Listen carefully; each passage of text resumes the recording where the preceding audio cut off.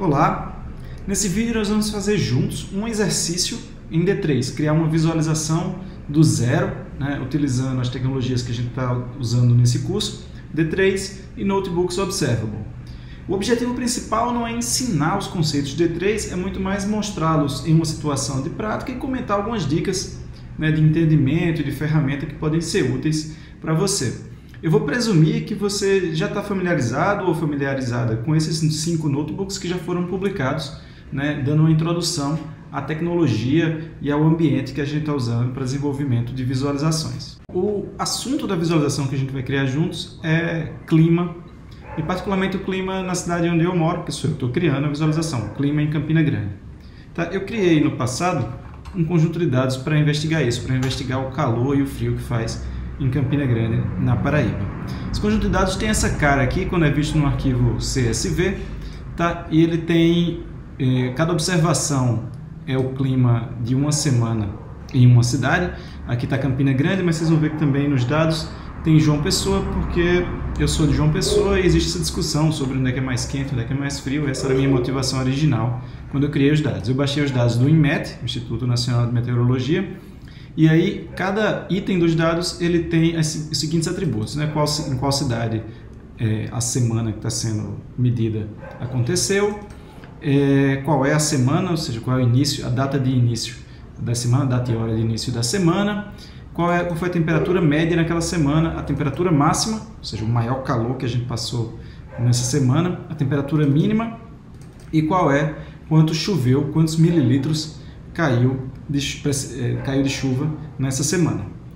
Um disclaimer importante, isso é medido em estações meteorológicas. As de João Pessoa e Campina Grande, eu tenho quase certeza que elas ficam nos aeroportos dessas cidades. Então o frio e o calor não são exatamente aquele que a gente experiencia no centro da cidade, no asfalto, do sol a pino de meio-dia. Mas é um aproximado e me interessa entender a dinâmica dessas temperaturas, dessa chuva ao longo do tempo. Tá? Para começar a visualização, eu vou partir de um template, de uma casca inicial de um notebook do Observable. Ele está referenciado aqui nessa referência rápida, o último notebook da coleção de visualização com D3. Tá? E aí eu vou para esse notebook, ele é criado pelo pessoal do D3 mesmo, Mike Bostock é o inventor do D3, e ele é um template de como fazer uma visualização com 2 eixos ortogonais. Tá? Eu vou bifurcar, vou copiar, criar uma cópia minha desse notebook e vou marcar logo ele aqui para não ficar vendo esse chart template o tempo todo. Tá? Vou dar um nome aqui.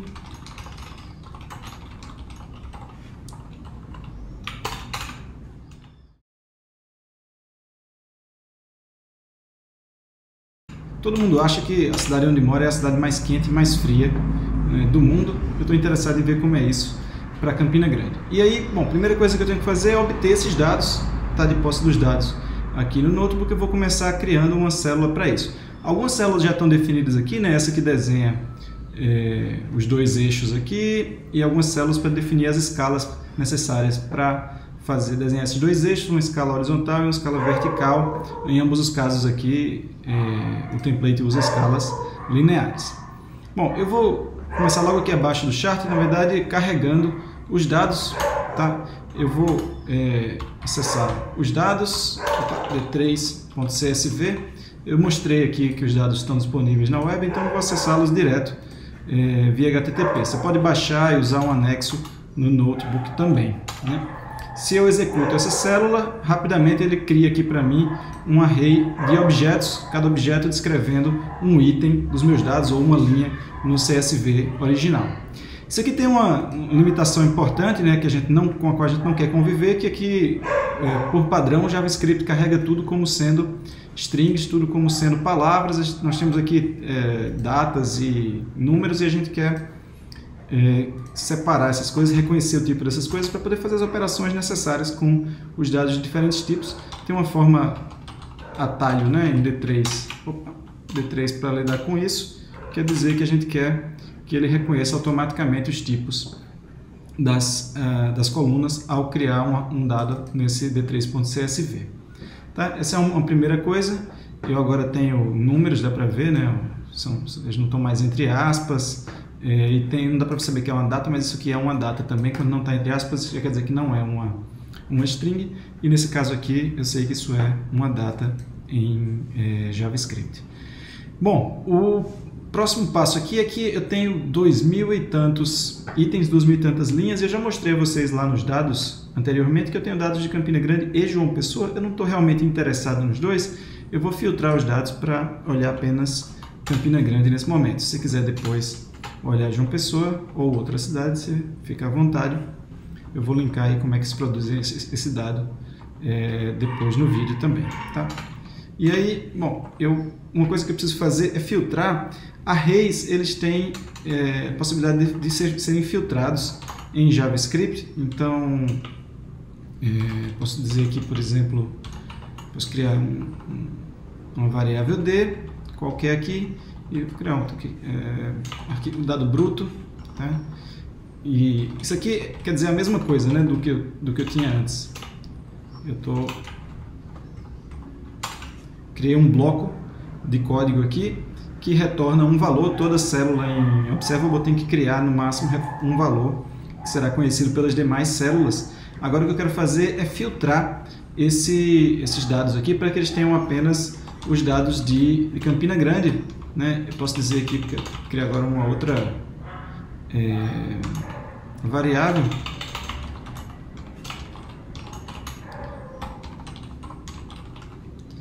Vou filtrar e vou retornar o filtrado.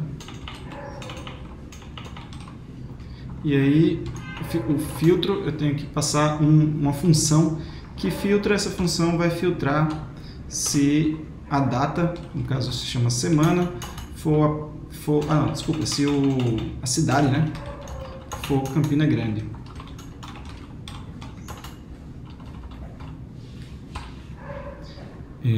E aí, se eu executar isso, na verdade vocês vão ver que aconteceu um erro. Embora bruto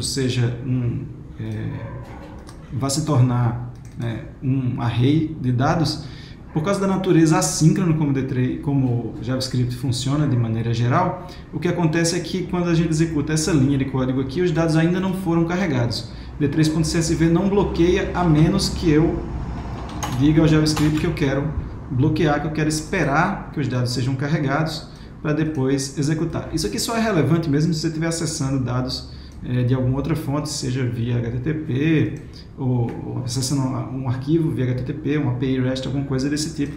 Tá? Esse await aqui faz com que as próximas linhas só sejam executadas quando o bruto tiver recebido o resultado desse carregamento. E aí agora eu não tenho mais 2.000 e tantas linhas de dados, né? Eu tenho apenas 1.000 e tantos, na verdade, objetos. Isso aqui virou um JSON, que eu filtrei Campina Grande. Uma outra coisa que eu vou querer fazer de cara é que eu não quero ver os dados desde 1992, não.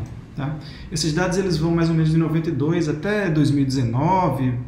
Eu tentei atualizá-los recentemente, mas o IMET tinha mudado o site, a API deles. Eu vou olhar aqui 2 anos para ver o que acontece em Campina Grande meio que normalmente. Depois é fácil mudar para a gente ver mais anos. Mas eu vou pegar aqui apenas situações onde a semana for maior do que...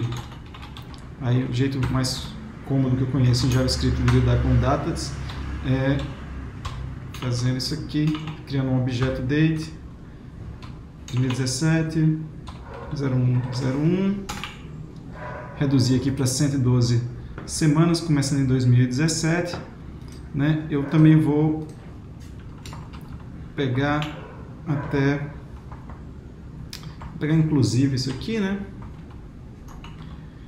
E apenas semanas 19. Então eu tenho agora 101 semanas. Se eu conseguisse 2 anos inteiros, seriam 104 semanas, né? A gente já vai ver por que tem semanas faltando aqui nos dados. Mas agora eu tenho apenas os itens que satisfazem essas 3 condições, a cidade e as semanas. Eu posso começar a pensar em como visualizá-los.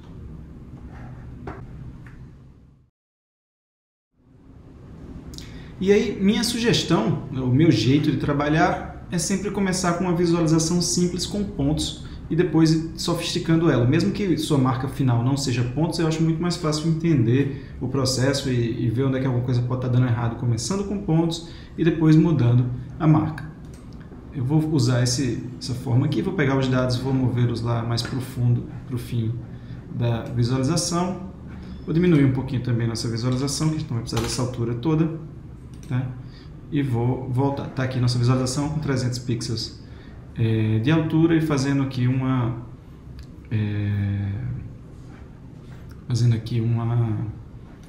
bom, não desenhando nada no fundo, né?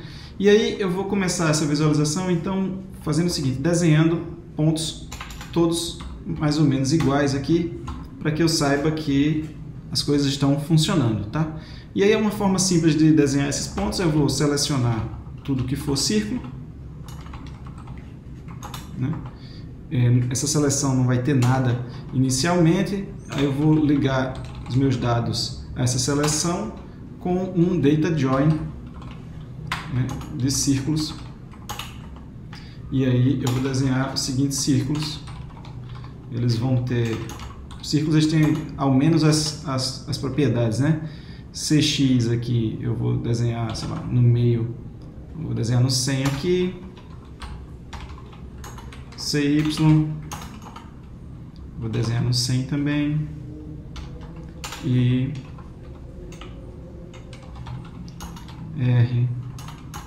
R10. Ok, executei a célula e aí apareceu um ponto preto aqui.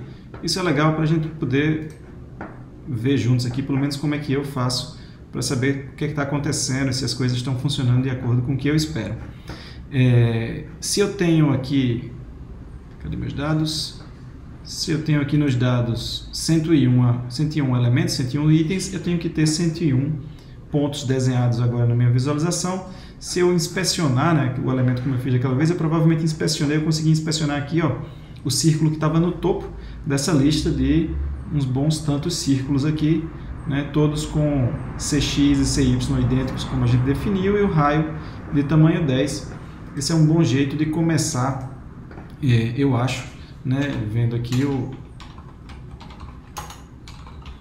que os dados estão sendo mostrados de alguma maneira na visualização. E agora a gente pode, só mudar aqui para ficar um pouquinho mais agradável, e agora a gente pode começar a tentar desenhá-los em função, né, dos atributos dos itens, desenhar as marcas em função dos atributos dos itens. Isso é feito principalmente através do uso de escalas, e aí vamos então mexer nessas escalas, vamos usar as escalas que a gente tem aqui nos dados. Vou começar da escala Y, né, o vertical. Eu vou começar imaginando que eu quero mostrar, vou pegar uma das temperaturas. Lembra que os dados têm temperatura mínima, média e máxima de cada semana? Eu vou começar mostrando as temperaturas máximas das semanas, tá? E aí eu preciso dizer de quanto a quanto é o meu domínio e de quanto a quanto é o meu contradomínio, domain e range, na língua D3, né? Tem uma função para eu desenhar aqui o domínio mínimo, para eu descobrir qual é o domínio dos meus dados, que é extent. Extent vai retornar Tmax. Deixa eu pegar isso aqui e colocar isso aqui numa célula para você ver o que acontece e ver como é que eu vou descobrindo o que minhas funções fazem, tá?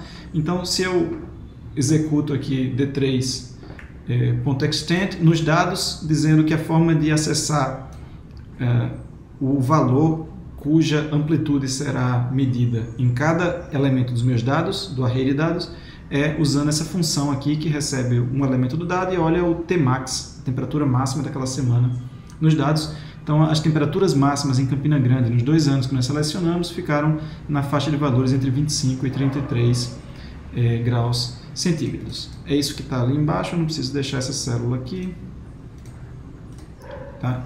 E eu tenho agora uma função que mapeia da faixa de valores em que acontecem os Tmax, né, para uma faixa de valores que é a altura que vai desde aqui até aqui, né, ou seja, da altura do topo, da parte de baixo da visualização, né? Lembra que em SVG, em tudo de computação gráfica, o 00 é em cima e à esquerda, né? Então, a parte mais de baixo, ela na verdade é a posição, a altura da visualização, sendo que a gente vai deixar um espacinho para uma margem embaixo. Isso está em todos os templates, em todos os notebooks templates, você já vai entender por que tem essa margem embaixo. Aliás, melhor mostrar logo, é porque a margem embaixo é para ficar com esse eixo desenhado aqui. Na verdade, a porção onde nós desenhamos as marcas vai acabar aqui, né? Ela não vai até embaixo do SVG. O SVG é esse quadrado branco inteiro aqui.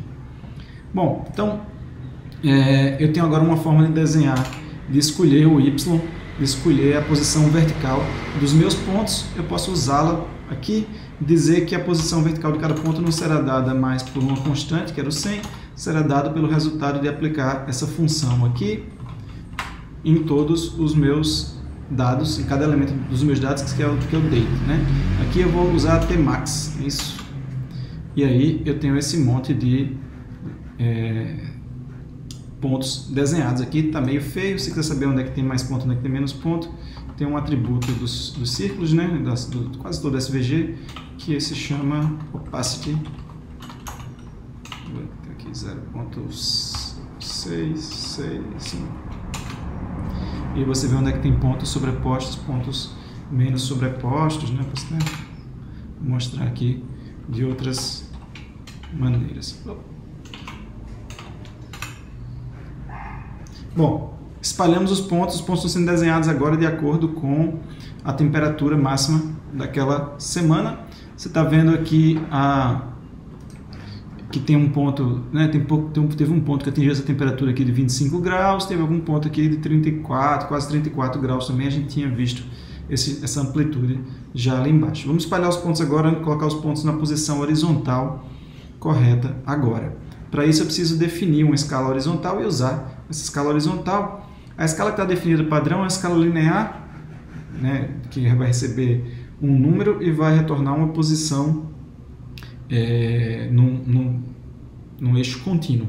Só que os dados que a gente tem uma particularidade. Na verdade, o resultado dessa escala a gente não quer que seja um número, a gente quer que seja uma posição no tempo, um eixo de tempo. Então a gente vai usar uma escala de tempo aqui.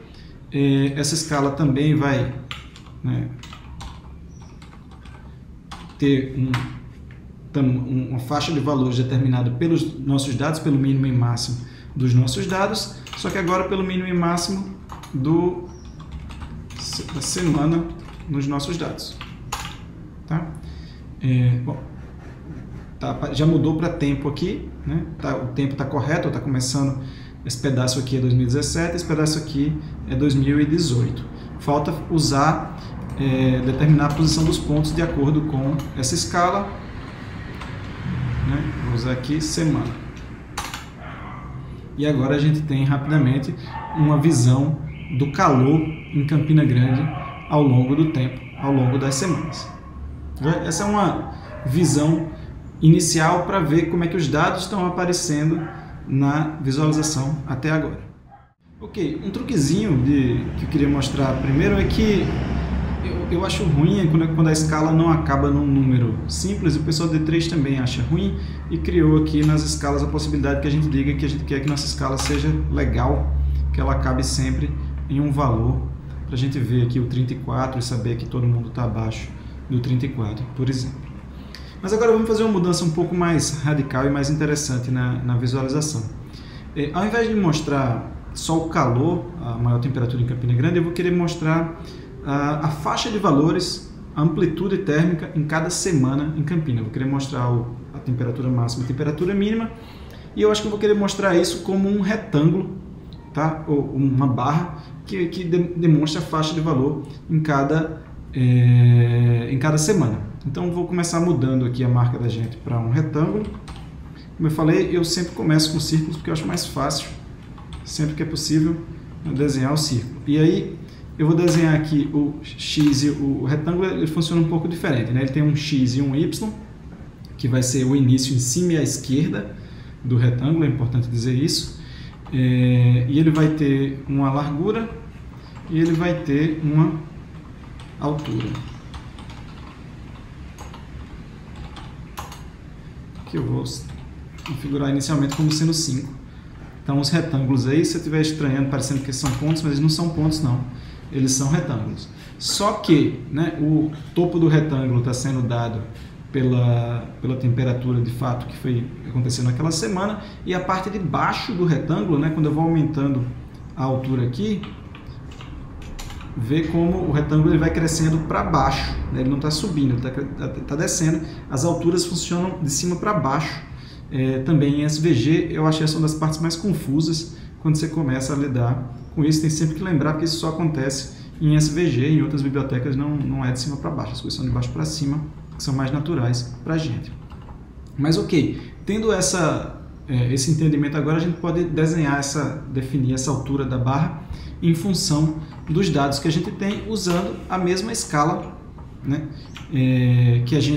A escala que determina, cadê o Y? A escala que determina aqui uma posição de temperatura em função das temperaturas que nós temos nos nossos dados. Então está aqui, eu vou setar a altura como sendo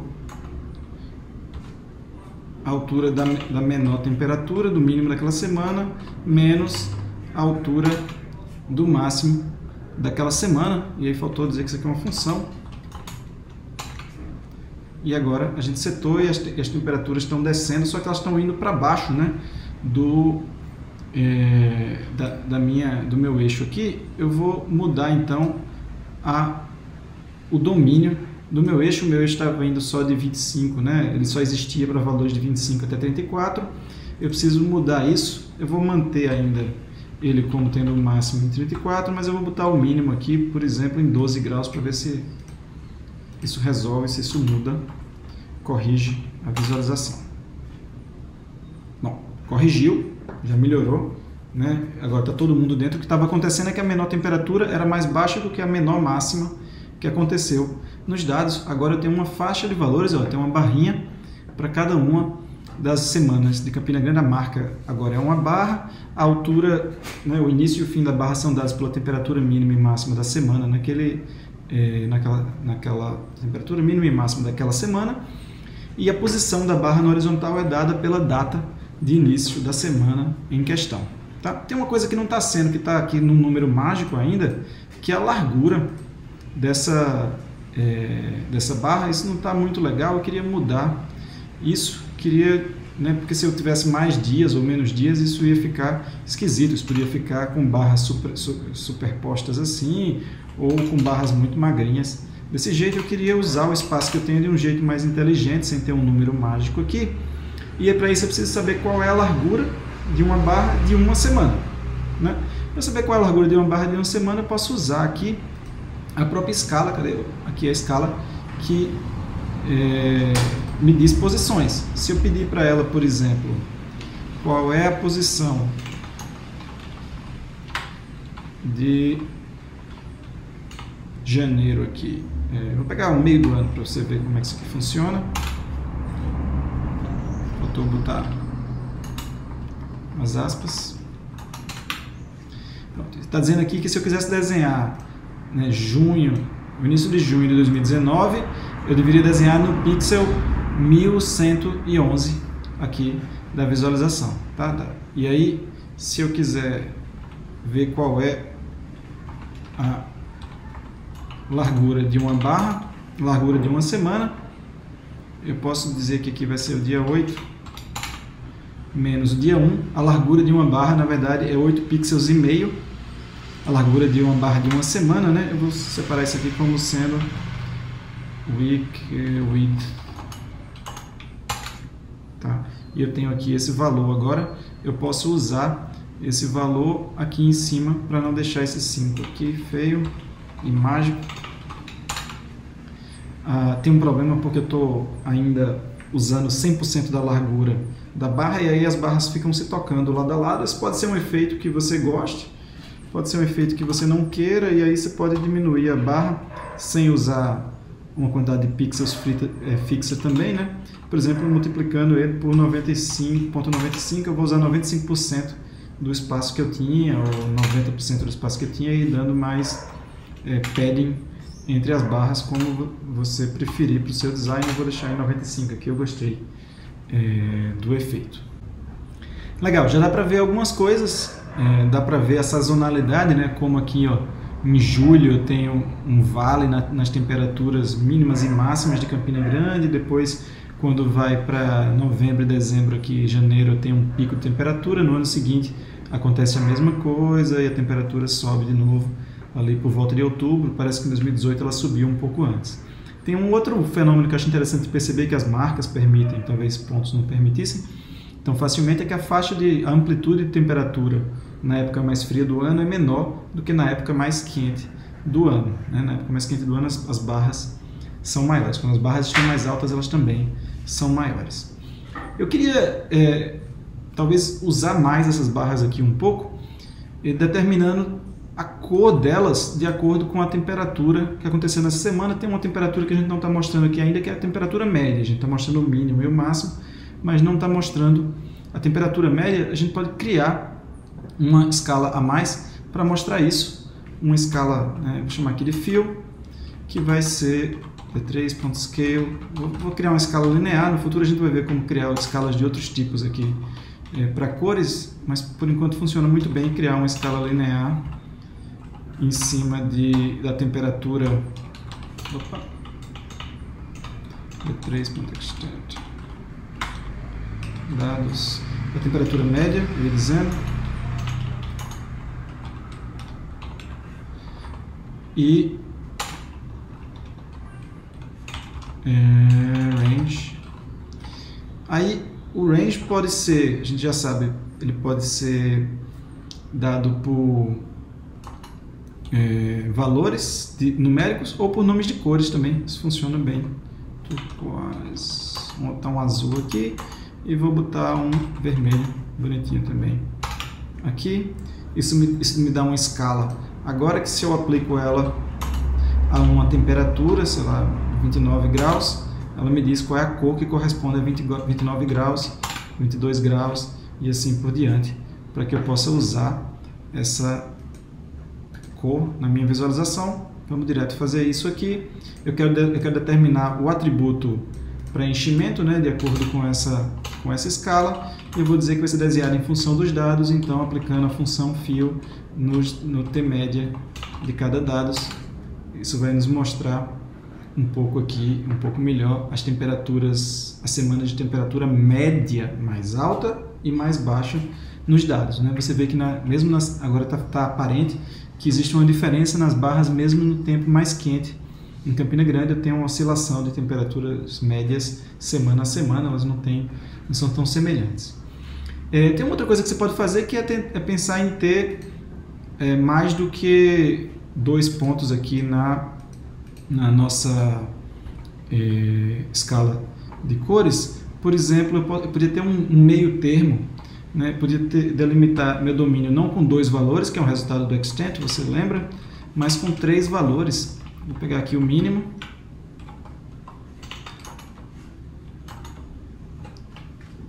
o máximo no outro extremo, e aqui no meio do caminho a média das médias, e vou dizer que eu tenho agora uma cor no meio do caminho aqui, um acinzentado aqui no meio do caminho, para destacar mais os tempos frios, os tempos quentes e os tempos médios, que seriam esses cinzas. Agora está mais claro aí, né, em que época está mais frio e em que época está mais quente nas semanas. Dá para ver semanas que, embora tenham tido calores assim, mas a temperatura média não foi muito acima da média do ano, né, e as semanas de frio também não tiveram essa mesma temperatura mínima, temperatura média tão baixa, mais baixa que as demais.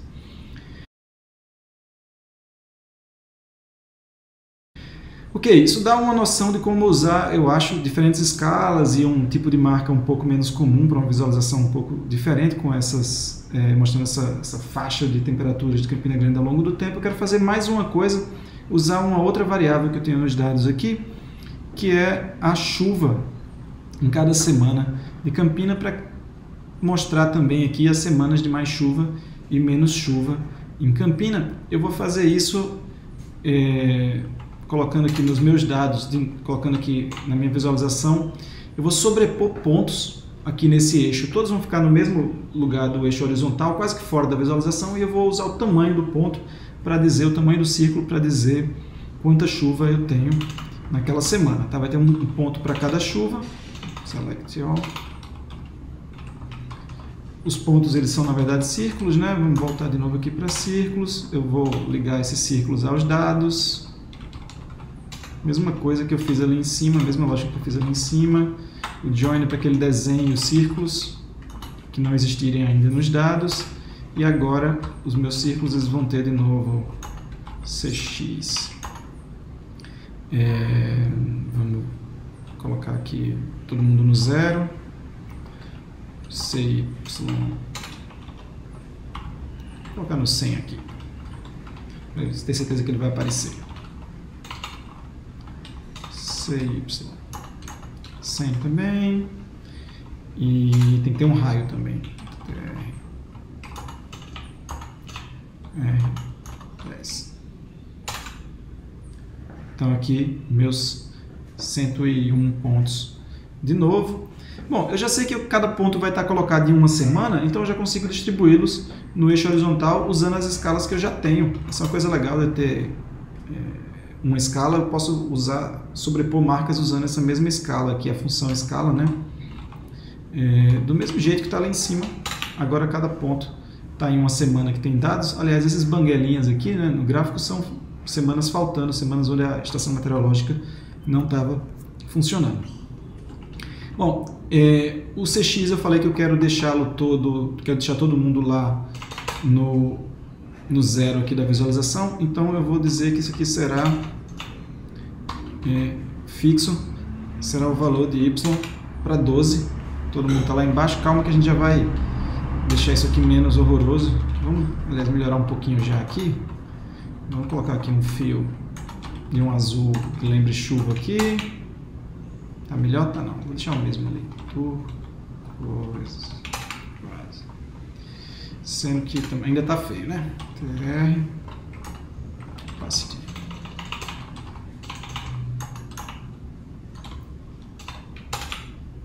Já melhorou um pouquinho, porque dá para ver o eixo, inclusive, agora, né, por cima dos pontos. Bom, tá faltando definir o tamanho do círculo em função da quantidade de chuvas. Para isso, assim como para tudo que mapeia dados em canais das marcas, eu preciso de uma função de escala que me diga qual é o raio, radius, dessa visualização.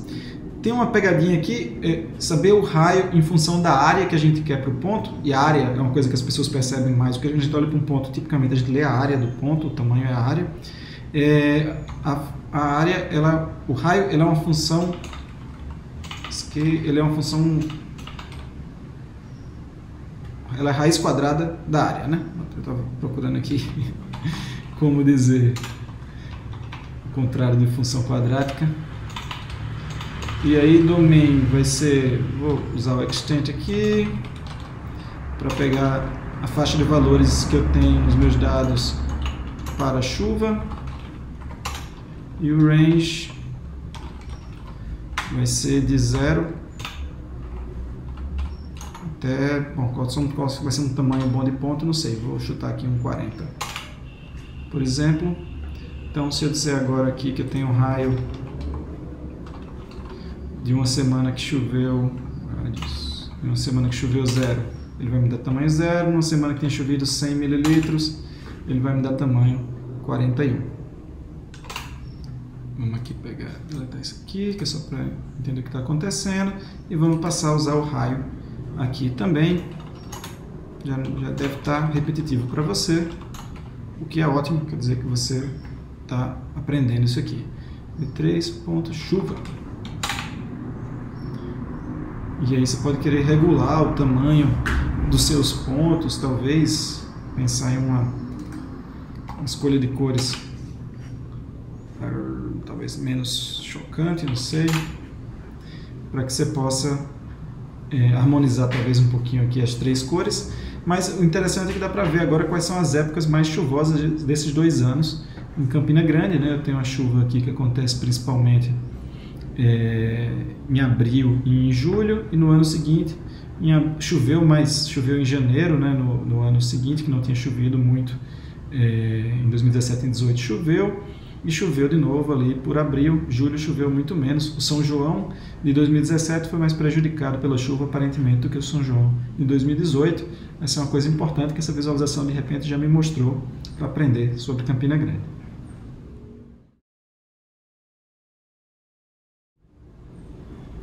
E aí, né, talvez você esteja curioso o que aconteceria se a gente olhasse mais dados aqui, se a gente mudasse, por exemplo, o nosso filtro, onde é que ele está? Está lá embaixo. O nosso filtro, nada na nossa codificação, eu acho que ficou muito dependente, não tem nenhum número, nenhuma constante fixa, talvez só esse 12 aqui, que diz a temperatura mínima que a gente acha que acontece. Mas se eu mudar aqui agora meus dados para que não sejam mais da cidade de Campina Grande, sejam da cidade de João Pessoa, isso deve funcionar, mostrando uma cidade que tem menos variação, menos diferença entre as supostas estações e chuvas mais ou menos nas mesmas épocas. Dá para comparar as duas cidades. Daria também para a gente fazer a experiência de, deixa eu voltar aqui para Campina Grande, de olhar, sei lá, os últimos 10 anos nos dados e ver o que acontece. Dá para ver aqui que existe uma sazonalidade muito clara, né, entre os anos. As temperaturas mínimas são semelhantes, mas as chuvas foram muito diferentes, né? Houve anos aqui em que choveu muito mais. 2011 parece ter sido um ano de muito mais chuva do que os anos seguintes. Você pode ir brincando com essas possibilidades aqui, mudando os canais, mudando as formas de visualizar, mas esse design parece dar suporte a esse entendimento da variação de faixa de valores ao longo do tempo e um pouco a correlação disso com chuvas. Dá para entender melhor onde é que estão concentradas as chuvas. Mais importante do que a tarefa exata, na verdade, espero que tenha sido o passeio para ver um jeito de pensar, um jeito de trabalhar no projeto de visualizações com D3. Essa visualização não está finalizada, completa, ainda falta o acabamento, né? Os eixos não têm nomes, as cores, não há escala de cores, escala de tamanho sendo mostrado, mas isso vai ficar para um próximo episódio, um próximo vídeo, para não poluir, não deixar alongar demais esse vídeo. Até lá!